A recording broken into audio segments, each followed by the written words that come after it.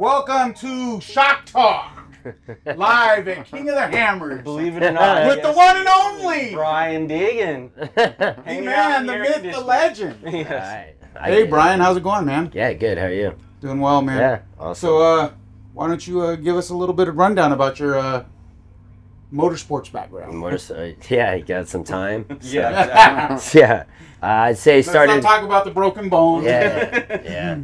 Well, I grew up racing dirt bikes, motocross, supercross, and many years got into X Games, freestyle motocross, and after so many years of getting hurt and broken bones and injuries, it's time to move into something safer like a off-road vehicle, a roll cage, which got me into short course. And that was through some mutual sponsorships and guys that said, hey, we want you to come try this other sport. And I always missed racing. You know, I grew up racing, got away from it to do freestyle, and then I always missed it. So I was able to go back and race four wheels, which was, short course, and then did some rally, which was fun. And then that got me into the side-by-side market, which was blowing up at the time years ago. And it was kind of the new movement of like dirt bike guys that were graduating on to something More safer, comfortable.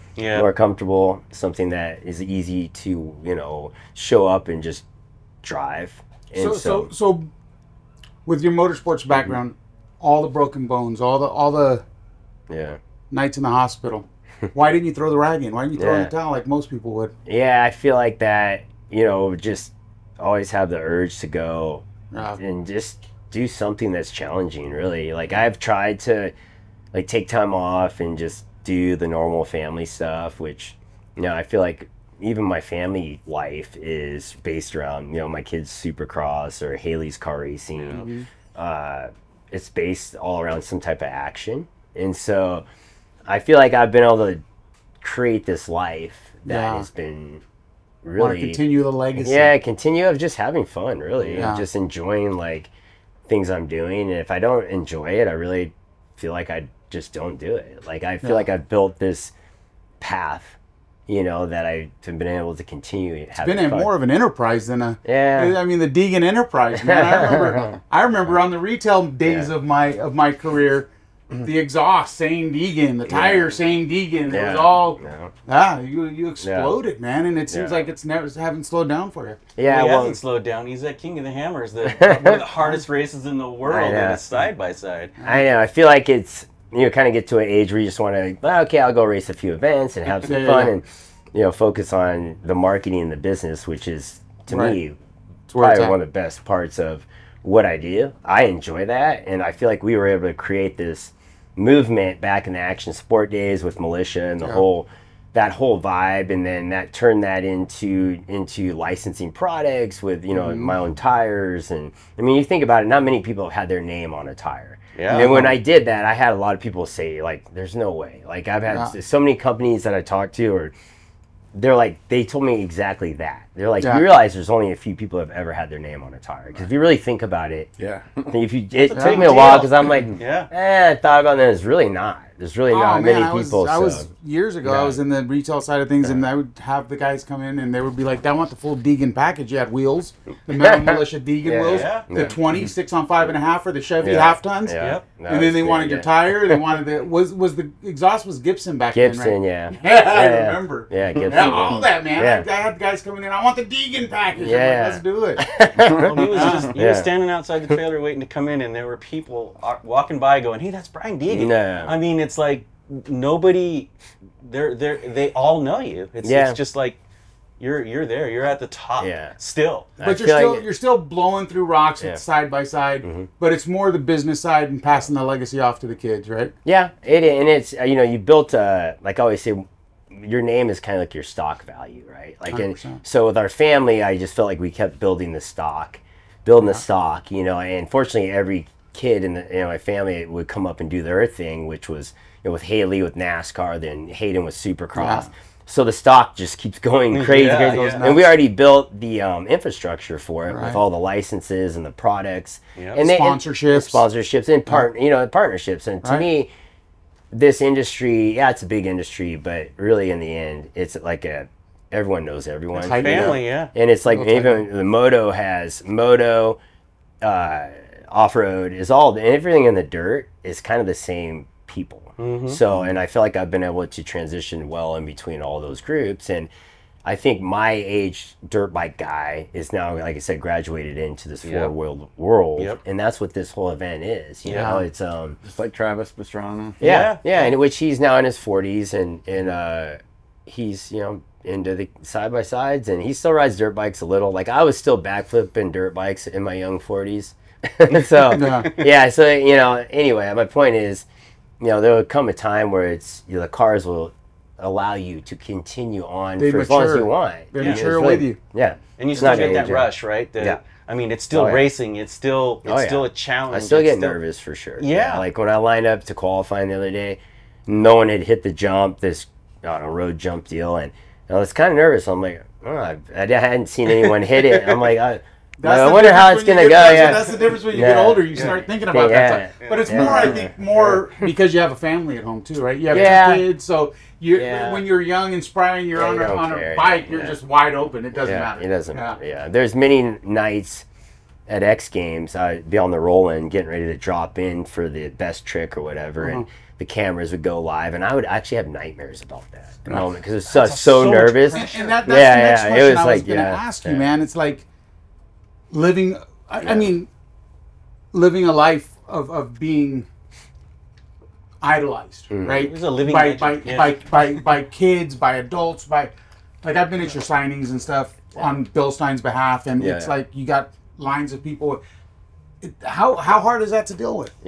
I mean, how hard is that to manage and get through your life not being able to walk through a grocery store with someone not saying, "Oh man, it's Brian Deegan, come on!"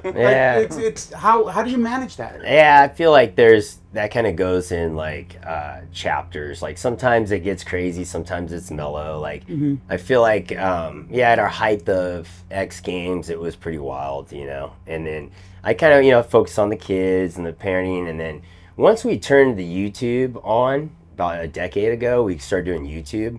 And that's when it blew up. That's when it was like got really wild. Like now, it's even my wife. Like people like, oh well, and I'm like, my wife tries to stay away from the camera. But all the kids and all of us, and we have been in front of the camera for years, and we did it for a reason, to build our brands and everything, and try to have a cool message, right? We try to have a good.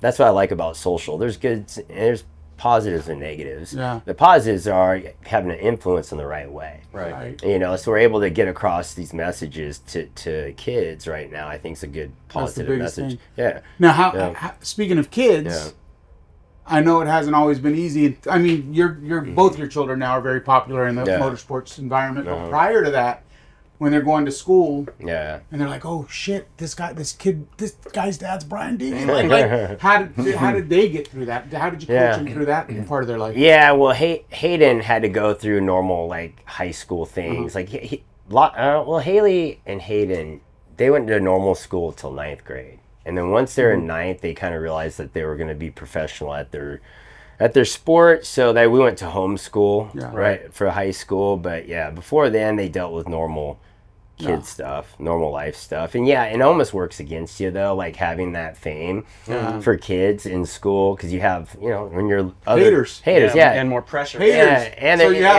to coach them as a parent. You have to coach them, and you be like, just tell them that their dad's not as popular as yours. No, they dealt with some of that, with other kids and jealousy and other stuff that kids, deal with. But I feel like, like I said, that they have matured and they know how to deal with it. They deal with their own social now, their own comments and all. It's a different world we grew up in, from the 90s to what it is now. It's like now there's phones everywhere. You can't get away with anything. So my point is, it's, I feel like I grew up in the last great decade of like the 80s and 90s. We talk about that all the time. Me and this guy talk about that all the time. I really believe that. Oh, 100%. And I don't think you'll ever be able to because it was an era where we didn't have internet. So we were out doing motorcycle stuff, bicycle stuff. We were out drinking out of the, drinking out of the hose. But we also were just at that age where we caught on to technology. We weren't boomers who was scared of it. Yeah. So we had no choice. But hey, if we want to move on in this world, we got to catch on to technology. Yeah. So we kind of got the best of both worlds, right? Yeah. I think you're right. Yeah. So I think the 80s were the shit. Yeah. And Exactly. I think the 90s was starting that grungy, like kind of grunge. Yeah. You know, it was like Pearl Jam and like 90s. It was still cool. And then the 2000s, I felt like was when the internet started coming. Yeah. Windows 98. Yeah, started rinsing out. Calling all your friends, hey, I'm going to be on the internet for like half hour. Don't call me. Exactly. The only bummer about it is not having all the videos that you get now. Yeah. Like all the stuff you wish would have got caught on video. Yeah, exactly. Oh, yeah. It's like, oh man, I wish I was. There's so much footage that was lost because of technology. And that's what I was going to say about Brian and his family and their messages is it's a positive, clean, clear message. And I really like that about your stuff is that, I could let my grandkids watch that and it's cool and it's clean and they're like instantly your fans, right? So, all the stuff that we've been through in our lives and being able to still have a positive message is just super important. I really like that about your channel. Yeah, thanks. It's cool too. You're sharing the faith and stuff too. Yeah. Thanks. Sure. I think I know that is the right thing to do for our influence we have, and I think I feel like that gets skipped a lot in a lot of people's messages. And I think for us, that's been the most important thing with our family, with my wife and myself, like holding our family together, holding our marriage together, holding our being a father to these kids, to these kids that need guidance, and I feel like that, I needed it. I needed foundation, man. I was freaking all over the place. But even most of the pictures that you come by of a Brian Deegan, it's like you're hunched down taking photos with a couple kids. You're always hyper focused on making sure that they get attention. Yeah, because I was that kid. I remember I was a kid from a small town in Nebraska. I had a dream. My dad was a teacher. My mom left when I was young. They divorced, and I stayed with my dad, and he was at work all day. So my neighbor moved in, which is crazy. I just saw him for the first time in like decades. He came to the Supercross race last weekend. My neighbor, Steve Jarrett, he's the one who moved in, raced dirt bikes from Europe. And I went over to his house every day and just like watched what he did. In awe. And if it wasn't for him moving into our circle, I would have never raced dirt bikes. That's crazy. That is because that one guy. Crazy. Just the little things that happen in your life. Like forks in the road, dude. Yeah, they just pave your way. It's crazy. Yeah, but I always had a vision. Once I did dirt bikes, or once I got a dirt bike, I had to get a paper route to earn it. My dad always made me work for everything. We all had paper routes. Yeah. I bet all four of us had paper routes. Yeah, so imagine now having your kid roll up a paper and put it in his bag and go ride all around town and deliver a newspaper. And you just never do it now. Or when you have to carry or collect, when you have to go after hours when everyone's off work to collect your money. Do you remember that? You'd be worried about them getting ran over. It's just times have changed so drastically. Times have changed, Yeah, but you know what? You're right though. Like we were able to see the best times. Yeah, we really were. Yeah, and I grew up in a small town, so I didn't know anything else besides that town. And then once I started racing dirt bikes, it took me to all the amateur races, which was to Oklahoma and Tennessee, the big nationals, and then I got to meet the kids from California, from Florida, and I'm like, whoa, these dudes are cool. Like this is like, this is like where I want to be, you know. And we had like one small skate shop in our town that had all the cool brands and everything, and that's where I'd go to find the stuff. What were the brands then? Pal Peralta. That's the board I had. I had Santa Cruz Hosoi board. Did you, Christian Hosoi? Yeah, I had his board. That bullhead board. Yeah, Hosoi, and then Caballero. Stephen Caballero. Yeah. So I laughed because I was talking to him the other day because he's a moto guy. I'm like, I had your skateboard. Remember Lance Mountain? Yeah. All those guys from Pal Peralta. And that was the movement then. And then I went to California. I met a kid from California. He said, yeah, come out and you can live with me in the winter because it snowed in Nebraska. And if I was going to be good at dirt bikes, I had to go. Right, year round, yeah. So I drove out with Jeff Immig, old pro, moto pro. He was 16. I was probably 13, 14. Wow. Like, he picked me up in his mini truck back when the mini trucks were cool. The lowered mini trucks with the big wheels. And I put my dirt bike in his truck and we drove to California. And I remember that's when Guns N' Roses' first album came out. Appetite for Destruction. Yeah. And we listened to it the whole way. Like the whole way, And he dropped me off. Like I said. No, it was a disc. And he dropped me off. You know, he dropped me off at the exit on Glen Helen. That exit right there, Glen Helen. Just dropped me off with my stuff, and then my buddy picked me up there from that exit. I just had my gear bag and my bike, and anyway, I got to stay with him and learn everything about California. I transferred into school. Went to school at Colton. Riverside High. I mean, these are gnarly gang schools. You know, this kid from Nebraska, dude, it was gnarly. It was gnarly. And those are steps, like, to put it in perspective, those are steps that our current children wouldn't be able to I don't feel like they could handle that type of situation. Like being dropped off at an exit, being picked up, and then going to Riverside High. Like, no cell phones. No cell phones. Metal detectors before you get into school, right? I mean, that's just that was just what molded us. Right? What molded, So I was able to grow from that, make my connections, meet people, and that's the one thing I learned the most from my travels was just relationships and really being the guy that go up and introduce myself and say, hey, you know, trying to open those doors. And my dad taught me that. He was a business guy, so he taught me that. But I felt like that had been my biggest attribute of what had taught me to open these doors. He clearly taught you well because you're a businessman now for the most part. It's a business. It is a business, so, especially in racing, you know, because it all costs money. You got to, you know, fund the racing. 100%. So, yeah, for all your kids to be racing and legacy. That'd be a lot of money out of your pocket. A lot, There's been a lot of money come and a lot of money go. That's a lot of wheels and tires. That's a lot of wheels and tires had to be sold. And it's funny because never did I think back to know what my dad did for me till I was older. I was probably like 30s, you know. Then I was like, that's fair. That's my fair. Dad, dude, fully took care of me, took me to the race. It didn't have to do that. He just saw I loved it. Spent time. You know, he didn't make a lot of money, but he spent, you know, majority of what he had on my dirt bike. You know, I didn't have much. I had a dirt bike, but he would spend it and bring me to the races on the weekend. And later I called him and was like, so I say thanks, dude, for that.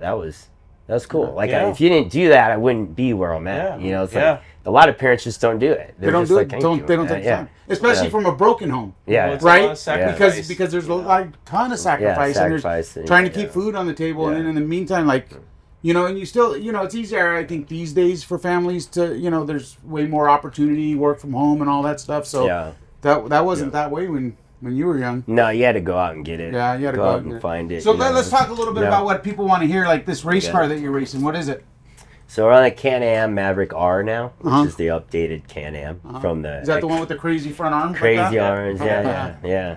So it's that, and I had my questions at first, and then went out and drove the car, and the car is a really good car. It's like really planted. It's got great balance, and I think that was the right idea when they went to that. That was chassis, probably out of all UTVs, that probably was the most controversial the way they chassis. Isn't that crazy? To ever come out. And everyone was like, "Oh no, that's never gonna work. That's disgusting. The spindle's there. It's not gonna be able to run big tires. It's got good power too. So you've been out here testing and tuning, and you qualified the car already, right? Yep. So we were testing. We've been out here for actually last month or so. Whoa. Yeah, we came out with Nathan. And that was probably a month ago. Yeah. We started the testing, and you know, I live in Florida now, so it's a long haul to come back. And Terry Madden helps me a lot. He's a local guy that races, and he's helped me a lot. So I leave my cars there, and then come grab them. We come out and test it, and we got the base good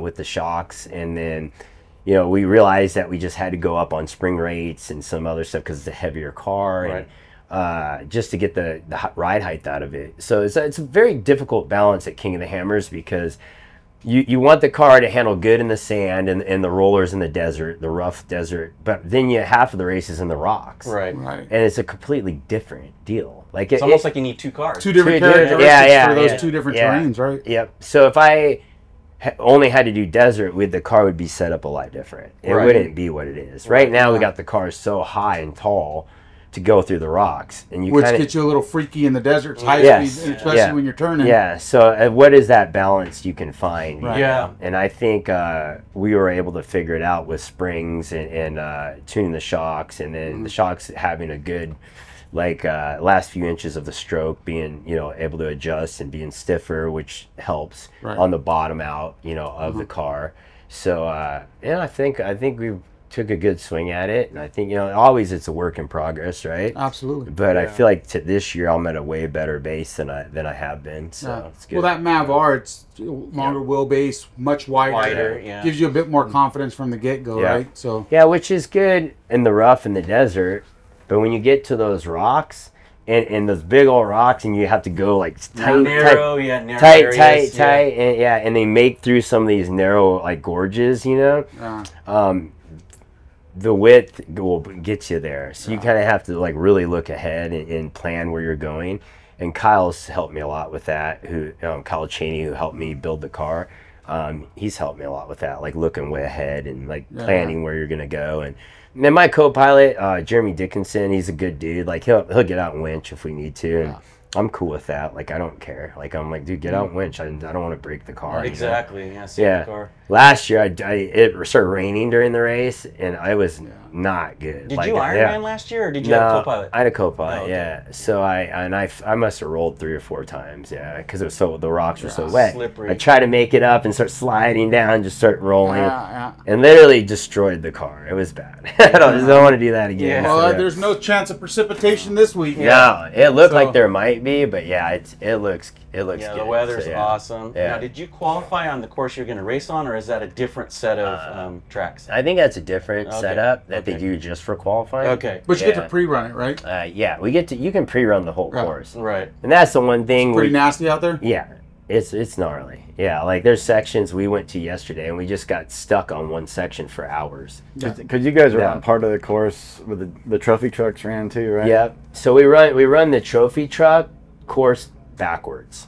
So all their big holes are going the other way. Square hits, which go the other way, which is nice. Better. It's better. Like you don't have to hit all those big holes. Right. So I mean, honestly, you don't like want to be hours in the desert hitting holes like that. Like I don't, but I mean, some guys like that. The internal organs start not liking it a lot. So you do that for a few hours, then you go under the rocks. And this year, I think there's way more rocks section. So the race is won or lost in the rocks. Right. It's not the desert. The desert, you just get through it. Right. You know, and then the rocks, you can be stuck in one section for hours. That's what we were talking about. That's what happened to K-Rod last year in 4400. He got hung up in it was like an hour and a half before you can get free. Yeah, you were saying you wanted to get kind of ahead of the massive crowd and not get in those pileups in the rocks, like, you know, these areas where we're looking at. Yeah, but even racing a smart race and stuff like that, I mean, you can race the smartest race you want, and it's still something can happen. Yeah, anything can happen.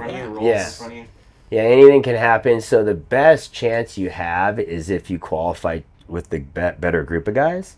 So when you're with the better group of guys, they carry a different pace. And they're not hung up, and if they are, they're moving quick. Right. Like, you know, there's one year I qualified and not great, and I took off and I was just got in a traffic jam at Thor's Hammer, which is a valley of rocks, and it just jammed, and I was just sitting. There's nowhere I could go, and I was so far up there I couldn't get out. Right. There's cars behind me. I sat there for like an hour, and then I was like, I'm done doing this. So we ended up winching like pretty much over the guy's car. Yeah. Because the guy was stuck, he wasn't moving, so we winched and drove over the side of his car. Some chocolate thunder, actually. Yeah, exactly. And then went out. Traction. Yeah, which in the end they're cool with it. You know, it is what it is. So yeah, if these things can roll 3 times, get back on their wheels, and go, you driving over, it's not a big deal. Yeah. It's definitely the most craziest race because I mean you're going over Little Chop. Big sand whoops, big hard pack whoops. Which let's talk to you for a second about that. Boulders. Let's talk to you for a second about that, Boo. 6 foot G. How hard is it to tune for that? When you have so many different terrains that you have to address in this race, like Deegan said, you have desert, you have chop, you have high speed, you have turns, you have now you're in a rock garden. Like how? It's super tough. It ends up being more on the stiffer side. It may not ride the best in the Little Chop. Because we end up putting a lot of spring in it, a lot of valving to keep the ride height up. You don't want it too soft in the rocks, so then it just slams in the rocks. Yeah. Then the big G out stuff, you don't want it to just get all crazy in there. So you can't get the plush right. Like you said, if it was just a desert race, then you can kind of do it that way. But when you're going through the rocks, and it's definitely. I mean, we can spend weeks out here, especially when you're doing a single shot for a corner. You have, you know what I mean. It makes it even that much more difficult, you know. Which the zone control offering that we have with the internal bump stops and the limit strap, essentially the limit strap on the rebound side, really helps it. But you still got to find that zone where he doesn't need 16 kidney belts and 4 helmets. You know what I mean? It's. I mean, this shock. I mean, it works good because we do have. Explain it so I can understand. Say we're going through a sand rollers or rough section. I guess explain the levels of the shock when you're going through like a rough bump. Like what kicks in first? Yeah, I mean, at ride height, I mean, we're just basically going through the valving of the piston on the sweet spot of the main piston, and then it's feeding through the DSA, the high and low speed adjuster, through the reservoir. Okay. So you're kind of controlling that fluid through there. So the tighter you got this, the more restricted the flow is. So it creates firmness here because it's jamming up oil. Yeah, and this is your standard compression. Yeah, high, low, and this is your low. Right. Yeah, high speed, low speed. So this is adjusting all your just going through the whoops, bumps. Yeah. And then the big G out stuff is you got the last couple inches. You hit the internal bump stop. It's got shims here. Okay. So that injects that telescopic. Yeah. So I mean that really like kicks in like super hard. And that when that first stage with that telescoping jounce goes in, the damping is like double. Yeah. And then when that outer flask hits, it then almost triples. So you go from, let's say, 4,000 newtons of force, then it goes into like 8,000, then it's 12,000. It just it's a significant ramp up. There you go. Yeah. So that's why that's why it kind of feels like you never bottom out because all that energy is being taken by that. Okay. Well, I don't want to say that you never feel like you're bottoming out because over rocks you feel everything. Yeah. Then this is just a bleed. If it's too stiff, when it gets all hydraulically in here, you can start opening this up or close it off 100%. Okay. To make it go through all the shim stack. There's 5 shim stacks in this whole shock. All right. Then on the rebound side, that's why you don't feel the. That's why you don't need a limit strap. Yeah. So then it kicks in right here, and another piston with valving. Yeah. Oh, so it really slows down. We call it the catch piston. Oh, okay. So it catches it and it slows it down. And the beauty of it is none of this and none of this is affected until these orifice contact. So you can detune this to get a super plush ride and still have full use of these two entities. Okay. And then you can revalve this entity over here. This can be revalved to slow or speed oil going through there. Okay. What I thought was impressive is that Brian said he's dedicated a month, lives in Florida, dedicated a month out here just to tune the car for this race. And Nathan's been working with you the whole time. And this kind of leads to my point is that it takes that kind of dedication and that kind of support from manufacturers, all manufacturers, to get that car to do what you need it to do to get through that race. It's that hard. Yeah, it is. All it is what you said earlier. It's relationships. Relationships, and all of us do it because we love it, and it's a lot of work for everyone. And I understand Nathan's that's a lot of hours on him for sure. But I mean, got it done. Like a lot of we haven't opened up the shocks a lot, with you. It's been knobs. It's been like when we do the knobs, you really feel it. Oh, yeah. Good. And then spring rating crossover nuts is the other thing that you've been working on to keep the ride height. Yeah, I mean, we haven't really done a lot of valving work. It's more springs and just tuning with the knobs and just getting that perfect little starting. It's a process. Cool. And someone like Brian is one of those guys where riding dirt bikes and skateboards and mountain bikes or whatever, all the different vehicles that you've had with suspension, even you did some road car stuff a little bit. Yeah. So he's so sensitive that he wants that car to be a certain way, and he knows that that's going to get him through the race.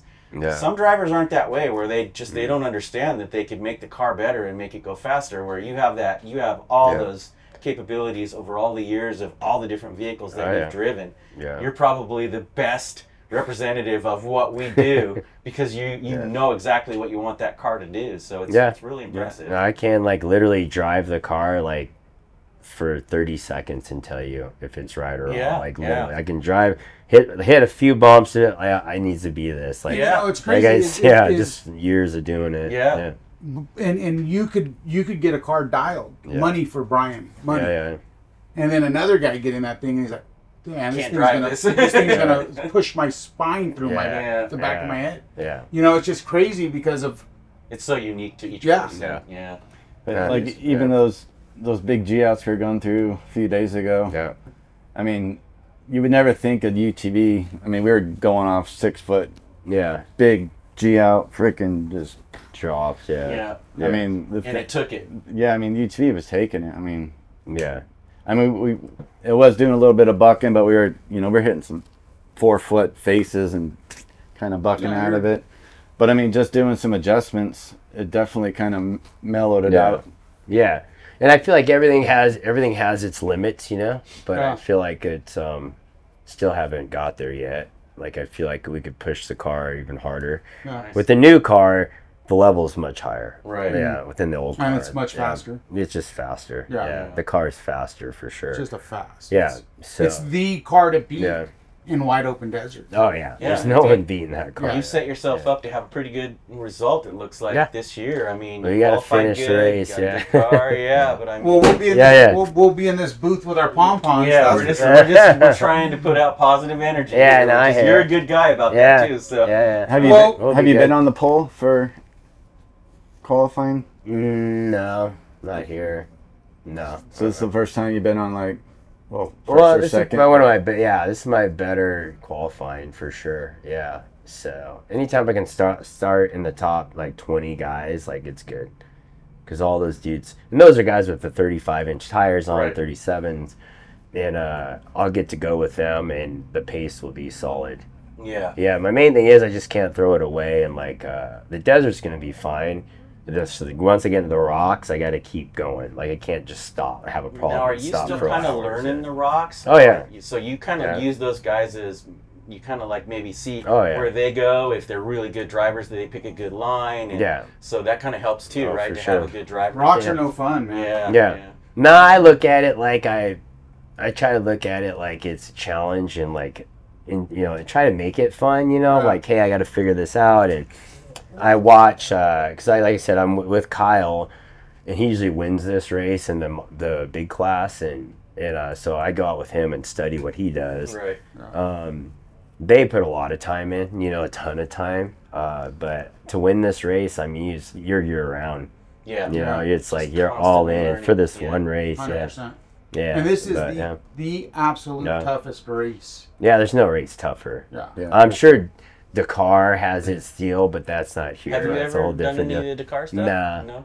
Looks like too big of a commitment. It's a life commitment. I'm cool with the King of the Hair. This is good enough, big enough. So So being that we're live at KOH, we know we all got things to do, especially you. Brian's got. So we're gonna shorten this thing up here, and we appreciate having you as a title sponsor all the time. Man, it's been great. Thanks for supporting me, and thanks for all the work. And good luck tomorrow. Good luck tomorrow. We'll all be watching.